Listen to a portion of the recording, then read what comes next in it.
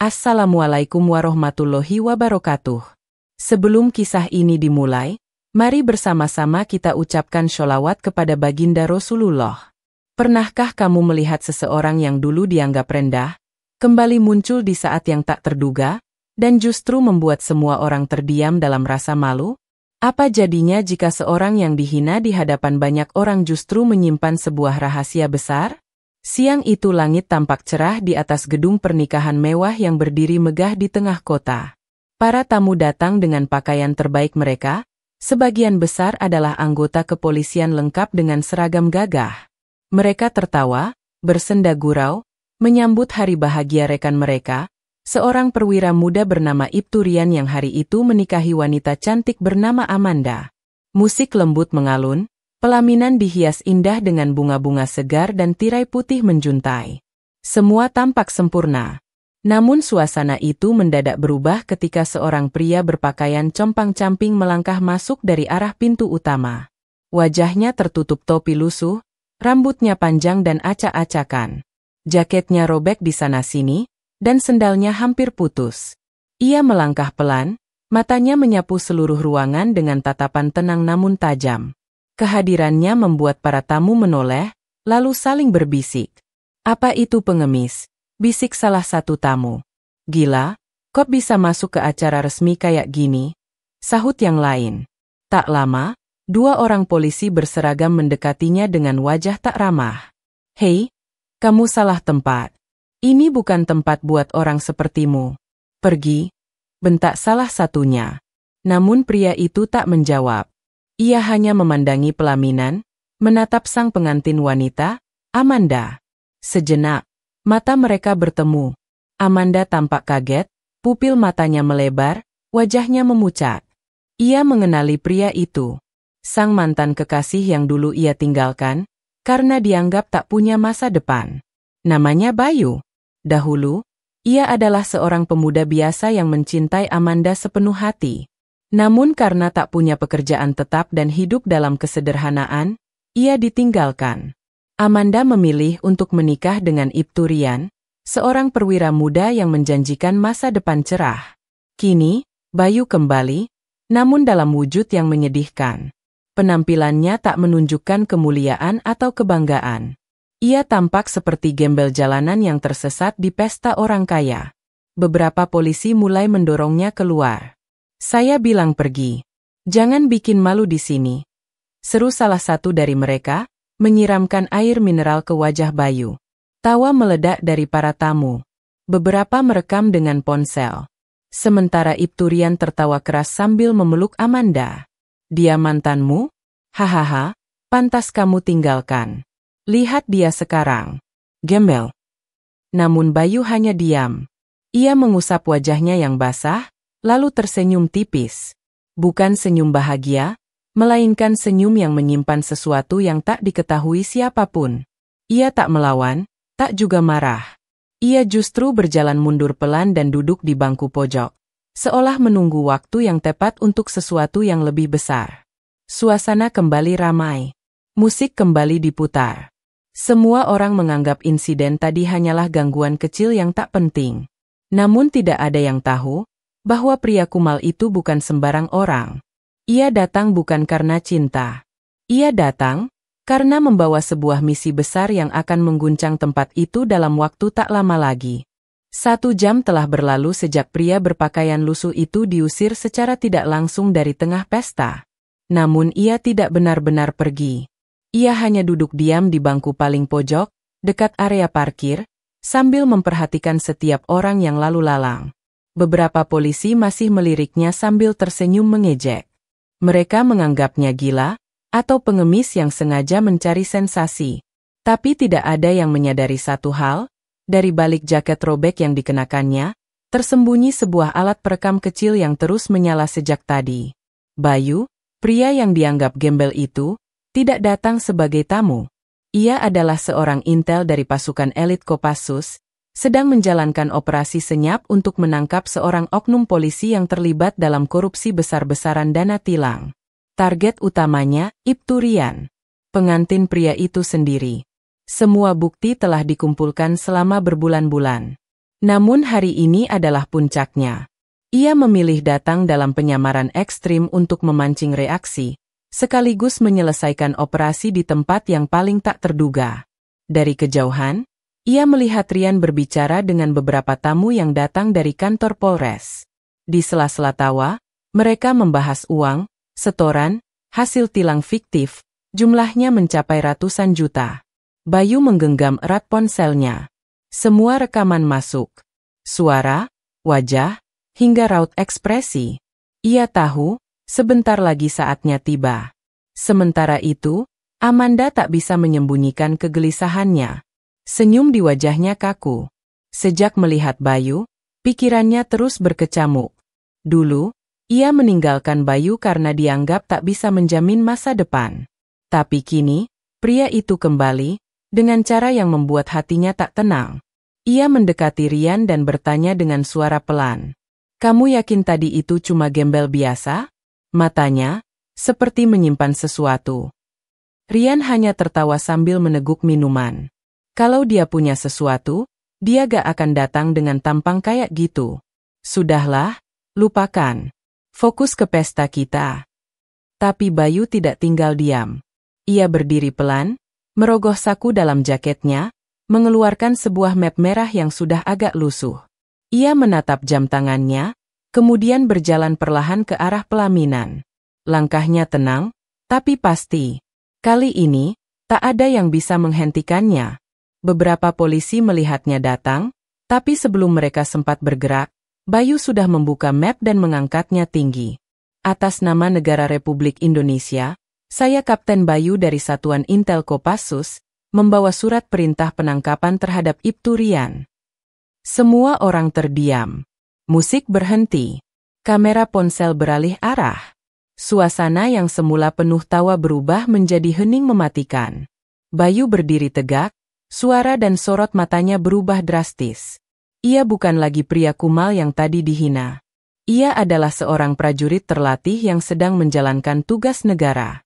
"Rian, kamu ditangkap atas dugaan korupsi, pemerasan, dan penyalahgunaan wewenang dalam operasi tilang fiktif bersama beberapa oknum lainnya. Bukti dan rekaman pembicaraanmu selama pesta ini telah direkam dan akan diserahkan kepada penyidik militer." Rian terkejut. Wajahnya pucat. Ia mencoba mundur, tapi dari pintu masuk, beberapa pria berbadan tegap masuk cepat, mengunci semua akses keluar. Para tamu panik.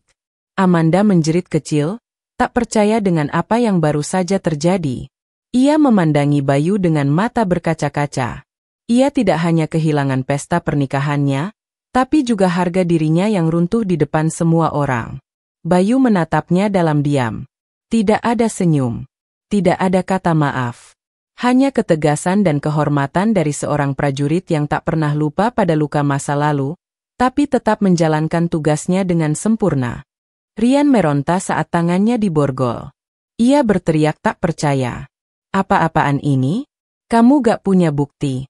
Kamu cuma gembel sok jadi pahlawan." Namun para intel yang mengenakan pakaian sipil itu segera menggiringnya turun dari pelaminan. Salah satu dari mereka menunjukkan surat resmi dan rekaman suara yang terekam dalam chip kecil. "Bukti lengkap ada di tangan kami. Pengakuanmu tadi di depan para tamu sudah cukup. Kami hanya menunggu saat kamu terlena." Amanda bergetar. Gaun pengantinnya yang semula indah kini terasa seperti beban. Ia memandangi pria yang dulu ia tinggalkan karena dianggap tak punya apa-apa. Bayu, yang kini berdiri dengan wibawa yang membuat semua orang tunduk, bahkan membuat sang suami yang baru saja ia nikahi tersungkur dalam hinaan. Ibunya mendekat dan bertanya pelan. "Siapa sebenarnya dia, Amanda? Kenapa dia bisa begitu?" Dengan suara gemetar, Amanda menjawab, Dia dulu pacarku. Tapi aku yang meninggalkannya." Keributan makin besar. Sebagian tamu mencoba keluar, tapi pintu sudah dijaga ketat. Para polisi yang semula tertawa kini tertunduk malu. Mereka sadar, mereka telah menghina seorang prajurit negara yang sedang menjalankan misi rahasia. Bayu tidak berkata apa-apa lagi. Ia hanya menatap Amanda sesaat, lalu berbalik dan berjalan menuju keluar bersama timnya yang membawa Rian. Namun langkahnya terhenti ketika Amanda berlari ke arahnya. "Bayu, tunggu!" teriaknya dengan suara putus asa. Bayu menoleh perlahan, matanya tenang. "Aku minta maaf, aku nggak tahu semua ini. Aku pikir kamu nggak akan pernah berubah." Bayu hanya mengangguk singkat, lalu menjawab dengan suara datar. "Aku memang berubah. Tapi bukan untuk kamu. Aku berubah untuk menunaikan janji kepada diriku sendiri, bahwa suatu hari nanti, aku akan kembali, bukan untuk cinta, tapi untuk kehormatan." Amanda jatuh terduduk di lantai. Air matanya mengalir deras. Ia menangisi bukan hanya pernikahan yang gagal, tapi juga keputusan masa lalu yang telah ia sesali sepanjang hidup. Bayu dan timnya keluar dari lokasi. Di depan gedung, sebuah mobil taktis milik Kopassus telah menunggu. Ia masuk ke dalamnya, meninggalkan keramaian yang kini berubah jadi kekacauan. Wartawan mulai berdatangan. Video dan foto sudah viral sejak insiden itu terjadi. Di dalam mobil, salah satu rekannya menoleh dan berkata, "Tugas selesai, Kapten." Tangkapannya bersih. Tapi dramanya, luar biasa. Bayu hanya tersenyum tipis. Kadang, operasi paling sunyi justru menghasilkan suara paling keras. Mobil itu melaju perlahan, meninggalkan gedung pernikahan yang telah menjadi saksi bahwa kehormatan tak pernah bisa diukur dari pakaian atau masa lalu. Mobil taktis itu melaju di tengah keramaian kota, namun suasana di dalamnya tetap sunyi. Bayu duduk di kursi tengah, bersandar dengan mata memandang kosong keluar jendela. Ingatannya kembali ke masa-masa ketika ia pertama kali ditinggalkan oleh Amanda. Ia masih ingat hari itu. Amanda memutuskan hubungan mereka di sebuah warung kopi sederhana, dengan kalimat yang tak akan pernah ia lupakan. "Maaf Bayu, aku nggak bisa terus sama kamu. Aku butuh laki-laki yang bisa ngasih aku masa depan." Bayu tidak marah saat itu. Ia hanya menunduk, menerima keputusan yang menusuk jiwanya. Sejak hari itu, ia berjanji pada dirinya sendiri. Ia akan membuktikan bahwa harga diri tidak diukur dari kekayaan, tapi dari tekad dan kehormatan. Ia mendaftar ke militer, menjalani latihan berat, lulus dengan nilai tertinggi, diterima masuk Kopassus, lalu direkrut dalam satuan intelijen elit untuk tugas-tugas rahasia. Hidupnya berubah, tapi luka itu tetap tinggal di sana, diam-diam menguatkannya setiap malam. "Bayu." Suara Letnan Agus, rekannya yang duduk di sampingnya, memecah lamunan. "Kamu yakin baik-baik saja?" Bayu menoleh dan tersenyum kecil. "Aku cuma berpikir, betapa lucunya hidup ini. Orang yang dulu mengusirku, sekarang melihatku menggiring suaminya ke mobil tahanan." Letnan Agus tertawa kecil. Dan itu dilakukan tanpa peluru, tanpa senjata. Hanya dengan diam dan sabar. Bayu mengangguk pelan. Kadang sabar adalah senjata paling tajam. Di sisi lain, Amanda masih terduduk di lantai gedung pernikahan yang sepi. Kursi-kursi kosong. Tamu-tamu sudah pergi. Hiasan bunga mulai layu, dan pelaminan indah itu terasa seperti panggung sandiwara yang tak lucu. Ibunya memeluknya dari belakang, berbisik, "Anak itu bukan orang sembarangan. Tapi kamu memilih orang yang bisa membawamu ke pesta, bukan yang bisa menjaga kehormatanmu." Amanda tak bisa menjawab. Ia hanya menangis, tenggelam dalam penyesalan yang terlambat. Sementara itu, berita tentang penangkapan Ibtu Rian menyebar luas. Media sosial penuh dengan potongan video penangkapan, wajah Rian yang terkejut, dan momen saat Bayu membuka identitasnya. Masyarakat terkejut, namun juga bangga. Banyak yang menuliskan komentar, "Jangan pernah remehkan siapapun, karena bisa jadi dia lebih tinggi darimu di mata Allah." Malam harinya, Bayu berada di markas Kopassus.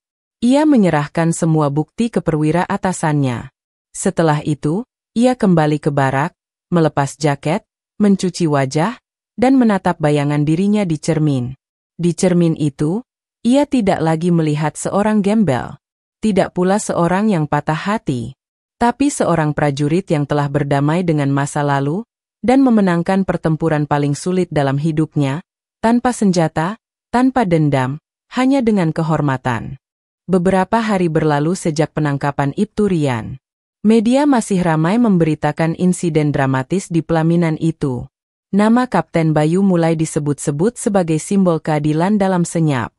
Banyak yang kagum, tapi tak sedikit pula yang penasaran, bagaimana bisa seorang prajurit elit memilih cara semenyakitkan itu untuk muncul di masa lalu yang telah ia tinggalkan. Di ruang kerjanya yang sederhana di markas, Bayu sedang duduk menulis laporan akhir operasi. Di hadapannya, map merah dengan stempel rahasia negara telah lengkap. Ia menandatanganinya perlahan. Letnan Agus masuk tanpa mengetuk, membawa 2 gelas kopi. Ini laporan yang melegenda, katanya sambil tersenyum. Bayu menatapnya sekilas. Aku cuma menjalankan tugas. Letnan Agus duduk di depannya. Bayu, boleh jujur? Bayu menatapnya, lalu mengangguk. Kalau kamu cuma mau nangkap Ibtu Rian, kamu bisa saja menunggu dia di luar kantor, atau bahkan saat ia sedang sendirian di rumah. Tapi kamu memilih muncul di pelaminannya. Kenapa? Bayu diam. Lama. Matanya tak berpaling dari meja. Aku ingin dia merasakan apa yang aku rasakan dulu. Dihancurkan, di tempat paling bahagia. Letnan Agus terdiam. Bayu melanjutkan. Aku pernah berdiri di depan dia dan diminta pergi. Tanpa harga diri. Aku pernah menangis karena merasa tak berarti.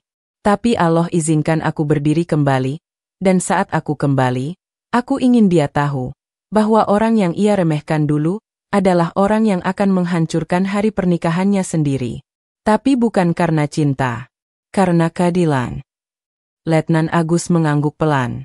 Ia tahu, ada luka dalam yang tidak bisa disembuhkan oleh prestasi, pangkat, atau bahkan waktu. Dan sekarang, kamu lega? Tanyanya lirih. Bayu tersenyum kecil, getir. Aku nggak butuh lega. Aku cuma butuh tenang. Bahwa tugasku selesai, dan yang salah sudah menerima balasannya. Sementara itu, Amanda mengurung diri di rumah orang tuanya. Gaun pernikahan masih tergantung di lemari, tak pernah sempat ia simpan. Telepon genggamnya dipenuhi pesan simpati, tapi juga sindiran dan olokan dari orang-orang yang tahu kisahnya. Ibunya hanya bisa menasihatinya sabar. Tapi Amanda tahu, semua ini bukan sekadar aib. Ini adalah hukuman dari Allah atas kesombongannya. Ia pernah memandang Bayu dari kacamata dunia, dan lupa bahwa seseorang bisa saja miskin harta, tapi kaya dalam kehormatan. Malam itu, Amanda menulis sebuah pesan panjang. Ia mengetik, menghapus, lalu mengetik lagi. Isinya penuh penyesalan dan harapan untuk bisa meminta maaf. Namun akhirnya, ia hanya menulis 1 kalimat. Maafkan aku. Kamu benar, aku memilih pesta, bukan kehormatan. Pesan itu ia kirim. Namun tidak pernah dibalas. Di markas, Bayu menerima pesan itu. Ia membacanya sebentar, lalu menaruh ponselnya. Ia tidak membalas. Tidak karena ia marah, tapi karena ia sudah selesai. Masa lalu itu, telah ia kubur dengan tenang, bersama seluruh rasa kecewa yang pernah membuatnya hampir menyerah. Yang tersisa kini hanyalah jalan panjang pengabdian. Ia tahu, tugas berikutnya akan datang. Dan seperti biasanya, ia akan kembali menyamar, bukan untuk dihormati, tapi untuk melindungi negeri. Pagi itu di markas besar Kopassus, suasana sibuk seperti biasa. Laporan operasi sebelumnya telah rampung dan mendapat pujian dari atasan. Nama Kapten Bayu kini mulai diperhitungkan bukan hanya karena keberhasilannya, tapi karena metode penyamaran ekstrim yang ia pilih. Metode yang tidak umum, tapi sangat efektif. Di ruang briefing tertutup, seorang perwira tinggi menunjuk layar besar yang menampilkan foto beberapa orang berseragam polisi, lengkap dengan grafik aliran dana gelap dari kasus tilang fiktif yang lebih besar. Operasi penangkapan Ibtu Rian kemarin hanya pintu pertama. Kita baru buka lapisan awal. Ada jaringan lebih besar, melibatkan oknum di daerah lain, termasuk tingkat provinsi. Kita butuh tim terbaik, dan kamu, Bayu, akan memimpin satuan ini. Bayu mengangguk tegas. Ia tahu tugasnya belum selesai. Di luar ruangan, ia bertemu lagi dengan Letnan Agus yang kini sudah membawa data target baru. Ini lebih kotor dari sebelumnya. Mereka bukan hanya memeras sopir di jalanan, tapi juga menyetor ke petinggi dan bahkan menyita kendaraan rakyat hanya untuk dijadikan alat pribadi. Bayu membaca dokumen itu dengan mata tajam. Di sana tercantum nama-nama baru. Beberapa wajah terlihat familiar. Salah satunya adalah mantan seniornya di sekolah menengah. Ia tersenyum kecut. Dunia ini sempit, Gus. Kadang orang yang kita hormati dulu, ternyata bagian dari kejahatan yang harus kita tumbangkan. Letnan Agus mengangguk. Lalu, kamu masih sanggup menyamar lagi? Setelah semua luka dari penyamaran kemarin. Bayu tidak langsung menjawab. Ia menatap keluar jendela markas. Dari sana, ia bisa melihat gerbang besar berwarna hitam, lambang Kopassus terpampang jelas di atasnya. Ia menarik napas pelan dan berkata, "Aku menyamar bukan karena aku kuat, tapi karena rakyat di luar sana terlalu lemah untuk melawan sendiri. Kalau aku harus kembali jadi gembel, bahkan lebih parah dari itu, akan aku jalani." Letnan Agus tersenyum tipis. "Kalau begitu, aku ikut di belakangmu. Kali ini, kita turunkan semua. Sampai ke akarnya." Di tempat lain, Rian kini meringkuk di ruang tahanan militer. Seluruh fasilitasnya dicabut. Panggilannya dicabut. Bahkan pangkatnya telah dicoret dari buku besar kepolisian. Ia duduk termenung, matanya kosong. Tak ada lagi Amanda di sampingnya. Tak ada lagi pesta, tawa, atau pujian. Yang tersisa hanya ruang sempit, sunyi, dan bayangan wajah Bayu yang datang menghancurkan segalanya. Sementara itu, Amanda mulai menjalani hidup sebagai wanita biasa. Ia mencoba membuka usaha kecil, menata ulang kehidupannya dari reruntuhan masa lalu. Namun setiap malam, ia masih menatap layar ponsel, berharap satu pesan dari Bayu. Satu balasan. Tapi tak pernah datang. Malam itu, di sebuah kota kecil di pinggiran Jawa, seorang pria berpenampilan gelandangan turun dari truk barang. Rambutnya kusut, janggut tak terawat, dan matanya tampak lelah. Ia berjalan menyusuri gang sempit, mendekati sebuah pos polisi kecil di ujung jalan. Di tangannya, sebuah kantong plastik penuh botol bekas, dan sebuah senter rusak. Ia menyapa penjaga malam dengan suara pelan. "Pak, saya cuma mau numpang tidur sebentar di depan pos. Besok pagi saya pergi lagi." Penjaga itu hanya mengangguk malas, tak mengenali siapa yang baru saja berdiri di hadapannya. Padahal di balik senter rusak itu, tersembunyi kamera kecil. Dan di balik baju lusuh itu, tersembunyi keberanian seorang prajurit yang kembali menyamar. Demi satu hal, keadilan. Malam bergulir pelan di kota kecil itu. Pos polisi yang terlihat biasa saja ternyata menjadi pusat jalur setoran ilegal dari para petugas lapangan. Truk-truk angkutan kerap dicegat, sopir dipaksa, damai di tempat, dan kendaraan disita tanpa prosedur. Semua uang masuk lewat jalur gelap, dan berakhir di tangan atasan. Namun malam ini, ada yang berbeda. Seorang pria gembel yang tidur bersandar di tembok pos, tampak tertidur. Tapi sesungguhnya, ia sedang mencatat setiap percakapan dan gerak-gerik yang terjadi dari balik kamera mikro di dalam topinya. Pukul 2 dini hari, dua polisi berseragam keluar dari pos membawa catatan tilang dan kantong plastik hitam yang gemuk. Mereka tertawa kecil, mengeluh tentang target setoran yang semakin tinggi. Besok pagi ada razia besar. Jangan kasih ampun. Mobil baru pun sikat aja, bilang pajaknya mati. Ucap salah satu dari mereka. Bayu, masih dalam wujud kumalnya, mencatat semua itu dalam ingatan tajamnya. Ia tahu, waktunya tak lama. Ia harus bertindak sebelum jaringan ini menghilangkan bukti lebih jauh. Pagi pun datang. Di pasar pinggiran kota, Bayu kembali muncul. Kali ini berpura-pura sebagai pemulung yang mendorong gerobak kayu. Ia sengaja melintas di dekat razia yang dilakukan oleh petugas pos yang semalam ia intai. Seorang sopir truk yang tak bersalah diberhentikan. Petugas mulai mengintimidasi, memaksa untuk bayar di tempat. Kalau nggak mau ribet, 500.000 saja, saya catat manual. Atau kamu mau kita derek ke kantor? Sopir itu gemetar. Tapi sebelum uang berpindah tangan, Tiba-tiba terdengar suara dari kerumunan. Berhenti. Semua diam di tempat. Orang-orang menoleh. Beberapa polisi kaget. Bayu berdiri di tengah jalan, masih dengan pakaian lusuh, namun kali ini, tangannya mengangkat sebuah kartu merah bersimbol Kopassus dan identitas resmi negara. Saya Kapten Bayu, Satuan Intel Kopassus. Kalian semua ditangkap atas tindakan pemerasan, penyalahgunaan wewenang, dan korupsi tilang. Muka para polisi memucat. Dari balik truk, Letnan Agus dan puluhan anggota TNI dan Brimob berpakaian sipil keluar mengepung. Dalam hitungan detik, operasi itu berubah menjadi penyergapan. Semua jalur ditutup. Semua bukti disita. Bayu menatap petugas yang semalam ia dengar tertawa. Kalian pikir rakyat nggak punya kekuatan? Lihatlah, ketika kebenaran datang dari balik gerobak sampah. Hari itu menjadi sorotan. Media lokal meliput penangkapan dramatis itu. Kepala daerah memberi pernyataan terbuka, dan masyarakat akhirnya tahu siapa dalang di balik banyaknya pungli di jalanan mereka. Namun tak seorang pun tahu bahwa semua itu dimulai dari seorang pria kumal yang tidur di depan pos polisi, dianggap tak berarti. Bayu kembali ke markas malam harinya.